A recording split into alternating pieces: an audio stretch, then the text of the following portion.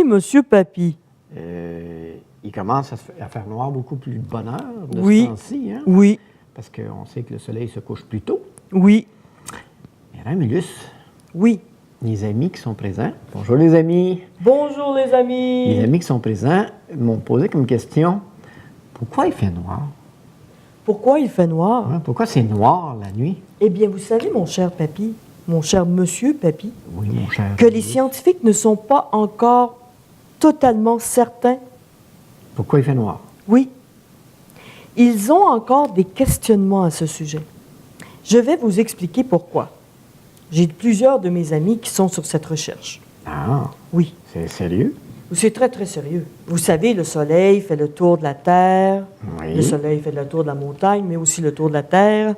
Et puis, alors, quand il se couche, il fait noir. Oui. Mais, Il me semble que c'est clair, c'est facile. S'il n'a plus de soleil, il fait noir. oui, mais il y a un élément important qu'il ne faut pas oublier. C'est que les scientifiques disent qu'il y a un nombre d'étoiles infini dans le ciel. Oui, il y en a énormément. C'est ça. Les constellations, les galaxies, et vous savez, il y a plein de choses dans le ciel. Ah, il y a même des choses que nous, on en voit et qui se promènent encore. Oui, ça, on appelle ça des cochonneries. C'est ça. Mais, par exemple, pourquoi, quand toutes les étoiles sont là, ou supposément là, pourquoi elles n'éclairent pas la Terre? Parce qu'une étoile, c'est extrêmement brillant, Oui, mais ils sont n'est-ce loin. pas? Oui, mais c'est loin. Et leur nombre est infini, donc il devrait y en avoir suffisamment pour éclairer la Terre. Ah oui, s'il y a ça. Oui. Oui, leur lumière devrait être infinie. Mhm. Mais ce n'est pas infini, les non. étoiles. Non, Non, il y a un début puis il y a une fin. Hein? exactement. Ils estiment qu'il y a peut-être 7 fois 1,02 étoiles qui brillent. Ah oui. Oui. Alors ça équivaut à peu près à 70 milliards d'étoiles. Oh, c'est quand même bien, là. Ça fait quand même quelques étoiles. C'est bien, mais c'est pas assez pour éclairer la Terre après avoir pris prendre le relais du Soleil, OK. n'est-ce pas? Mhm. Et vous saviez que l'univers est né il y a 13,8 milliards d'années? À peu près, oui. Oui, c'est quelques années avant vous, Oui, quelques années. quelques années. Et puis, vous savez que l'univers est toujours en expansion, Mhm. n'est-ce pas? Et que la lumière des galaxies se déplace. Mhm. Savez-vous à quelle vitesse? Non, ça, je ne pourrais pas vous dire. 300 000 km/h. Ah, c'est quand même une bonne vitesse, hein? C'est plus vite que la voiture de mon oncle Gilles, Oui, oui, bien ça. n'est-ce pas? Ça doit être une belle voiture, mais Oui. elle n'est pas aussi rapide que Mais ça. 300 milliards de kilomètres, 300 000 kilomètres, c'est beaucoup, beaucoup de vitesse, ça. Ah, c'est quand même une bonne rapidité, ça. Oui, c'est ça. Et puis, ceux qui observent les étoiles, eh bien, ils savent que, ils appellent ça l'horizon cosmique, n'est-ce pas? Ah, vous le dites. Et oui, c'est ça. Mais comme vous disiez tout à l'heure, les étoiles sont très, très, très loin. Donc, c'est une des raisons pourquoi elles ne peuvent pas éclairer, même s'il y en a 70 milliards, Mhm. elles ne peuvent pas éclairer la Terre quand il fait nuit. Mais il y a des nuits où c'est plus clair que d'autres. Vous savez? Ben, il Parce y a la que Lune. On a la Lune, mais il y a des fois que la Lune n'est pas tout à fait là, puis le ciel est dégagé. Et les étoiles nous servent de petits lampadaires. Ah. N'est-ce pas? Ça dépend de la période également. Ça dépend de la période de l'année, comme Parce par que exemple il y a des rotations. en septembre, on a la lune des moissons. Alors, si vous avez remarqué, il n'y a pas longtemps, la lune était grosse. elle Oui, était hein? belle. Oui, oui. Ils appellent ça la lune des moissons, et ça, c'est les Amérindiens qui appellent ça la lune des moissons. OK.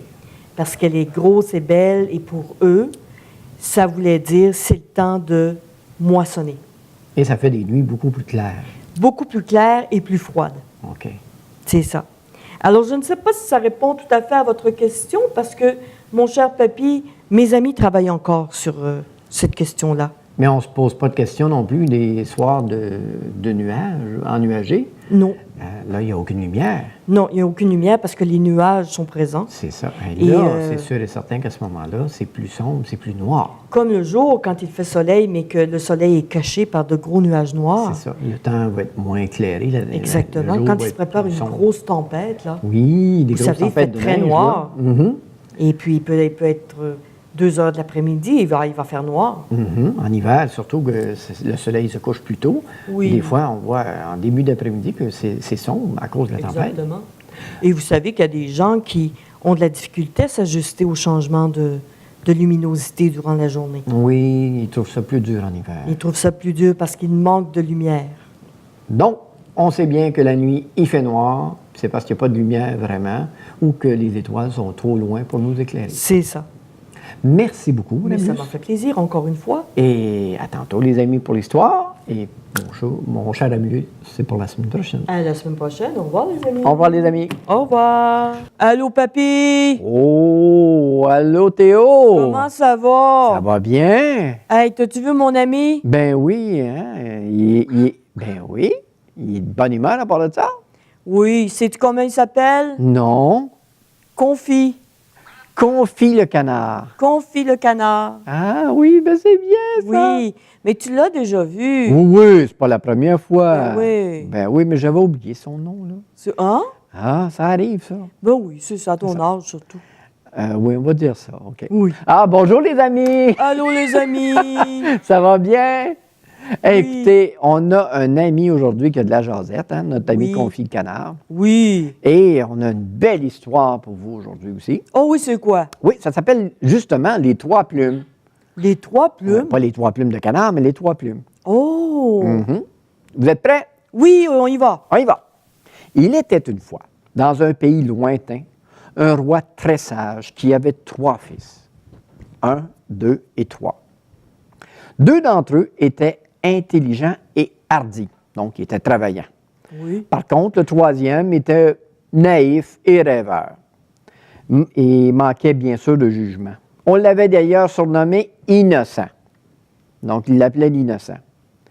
Le roi les aimait pourtant, les uns et les autres, et quand il se sentit vieux et faible, il tomba dans une grande perplexité, c'est-à-dire un gros doute, Oh oui. car il ne savait pas auquel de ses fils il devait abandonner le soin de régner à sa place. Oh. Mes fils, comme je ne sais lequel de vous 3 doit régner, j'ai décidé de vous mettre à l'épreuve. Celui qui me rapportera le plus beau des tapis sera mon successeur. Oui. J'ai entendu dire que les plus beaux tapis venaient d'Orient, l'assura l'aîné. En ma qualité d'aîné, je vais donc y aller. Pas question, riposta vivement le second fils, c'est à moi de partir. Du calme, mes fils, du calme, intervint le roi. Ce sera au sort d'en décider. Voici 3 plumes. Descendons au jardin et lançons-les dans le vent. Chacun de vous suivra l'une d'elles. Le vent emporta la première plume vers l'Orient, c'est-à-dire vers l'Est. La seconde vers l'Occident, c'est-à-dire vers l'Ouest. Et la 3e, après un vol bref, se posait par terre. Oh. C'était celle de l'Innocent. L'innocent. Oui, le plus naïf des Oh 3. oui. Là. OK. Les 2 frères se mirent à rire parce qu'ils étaient ainsi obligés, il était ainsi obligé de rester au château, le 3e. Oh. Tout mélancolique après le départ de ses frères, le pauvre innocent s'assit sur un banc. Soudain, juste à l'endroit où était tombée sa plume, il remarqua une trappe. Intrigué, le jeune homme la souleva. Elle s'ouvrait sur un quoi? Un quoi? Un passage souterrain Oh. dans lequel il s'engagea. Oui. Il s'enfonça de plus en plus et atteignit un grandiose château de marbre. Par un portail grand ouvert, il pénétra dans une vaste salle où, sur un trône, était assise une belle jeune fille, Oh. la reine des nymphes. Oh. Ne me demande pas c'est quoi une nymphe, je ne pourrais pas te le dire, mais elle était belle. Oh. Très embarrassé, le jeune prince lui narra ses ennuis. Ça veut dire qu'il a compté ses problèmes. Lorsque la reine apprit qu'il était à la recherche du plus beau tapis du monde, elle appela vite une servante. « Apporte ici mon écrin », lui ordonna-t-elle. La servante revint avec un coffret Oui. et la reine ouvrit le couvercle, incrusté de fleurs en pierres précieuses, et en tira le plus beau tapis qu'on eût jamais vu au monde. Un tapis. Oui, un tapis. Oh. Dans ce temps-là, il aimait beaucoup les tapis. Oui. Elle en fit cadeau au jeune homme qui la remercia avec chaleur et courut aussitôt le remettre à son père. Entre-temps, ses frères aînés étaient revenus de voyage. Les deux orgueilleux princes avaient pensé « Jamais notre frère cadet n'aura réussi à rapporter un tapis précieux. Où aurait-il pu le trouver en restant dans le parc du château? » Ils s'étaient donc contentés d'acheter 2 tapis d'un prix modique et avaient aussitôt fait demi-tour.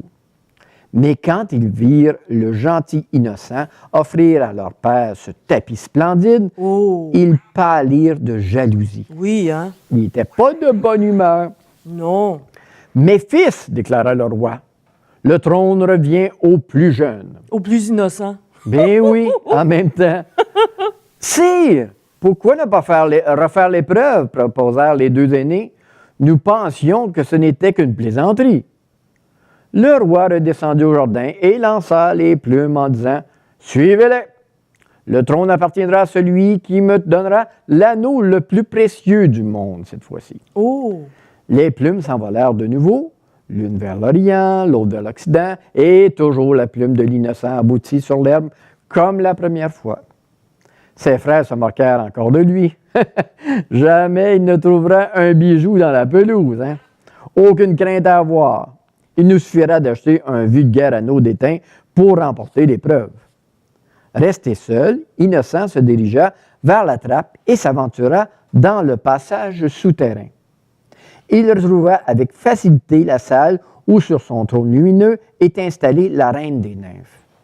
Le jeune homme lui fit part des derniers événements et la reine, apprenant qu'il cherchait le plus bel anneau du monde, envoya une servante prendre son écrin précieux. Sur son coussin de velours étincelait une bague enrichie de merveilleux brillants. Fou de joie, le prince remercia la gentille reine et se précipita chez son père avec la preuve de sa victoire. À cette vue, les frères serrèrent les poings de colère et vraiment, ils n'étaient pas contents. Non, hein? Pas du tout. Recommençons l'épreuve, exigèrent-ils. Le souverain retourna dans le parc pour une dernière fois, lancer les 3 plumes et à la brise qui soufflait. « Suivez-les! Celui qui choisira la plus jolie épouse sera roi. » Encore une fois, une était vers l'Orient, l'autre l'Occident, puis l'innocent s'est retrouvé avec une plume qui a planté encore en pelouse. Oh! Les 2 princes aînés s'éloignèrent en ricanant et se marièrent avec les premières jeunes filles qu'ils rencontrèrent. Oui. Oui, il ne voulait pas chercher longtemps. Il était lâche un peu. Oui, un petit peu. Il savait, à chaque fois, il disait, il ne peut pas trouver quelque chose de mieux, hein? Surtout pas dans le parc du château. Il connaissait les filles dans le château, il les avait toutes vues. Ben oui. Et pour pas dire d'autre chose. Entre-temps, Innocent était redescendu dans le palais souterrain où il expliquait son embarras à la reine des nymphes. « Je sais que cette fois, tu ne pourras pas m'aider, conclut le prince, mais je tenais à te remercier de ton appui. »« Attends, le retint la reine. » Elle se fit apporter son coffret et en retira, non une jeune fille, mais une fleur superbe aux pétales roses. Oh. Pas de pétales de rose, mais aux pétales roses. Oh. Ébloui, Innocent admirait cette fleur d'une beauté rare, lorsque d'un coup rapide de sa baguette magique, la reine des nymphes la métamorphosa en une jeune personne de beauté exquise, aussi belle que Mélodie. Oh, ben là, attends une minute. Là. On va en parler de ça, là. Hein, papy, on va en parler de ça. On en parlera. On y dira pas. Éléonore sera ta femme, dit-elle en souriant. Quand le vieux roi vit la radieuse épouse de son fils cadet, il se retourna vers ses aînés en déclarant « Voilà celui qui me succédera sur le trône. Il est complètement inutile de répéter l'épreuve. Il a remporté les 3 fois. » Bon. Ce fut de cette façon que le jeune prince innocent, en dépit de sa naïveté, devint roi à la mort de son père et qu'il gouverna son peuple avec une grande sagesse tout en aimant sa charmante épouse durant toute sa vie. Oh, quelle belle histoire! Il fut le premier roi innocent. Le premier roi innocent. Ce fut le premier innocent à gouverner. Il faut dire que depuis, on en a eu bien d'autres. Oh, papy, Sage aujourd'hui. Hein? ça joue dur. Ah, j'espère, les amis, que vous avez aimé cette dernière histoire. Oui, c'est une belle histoire. Oui, hein? Oui, il y a une belle morale. Ben, là-dedans, il faut dire que même si des fois on peut avoir de l'air nono puis que tout le monde rit de nous autres, Faut pas se fier à ça. non, parce qu'on peut réussir mieux que Oui, d'autres. exactement. Des fois, ça va bien de notre côté. Oui, c'est ça. Ah, on se voit la semaine prochaine, les amis. Oui, à la semaine prochaine. À la semaine prochaine. Bye bye. Bye.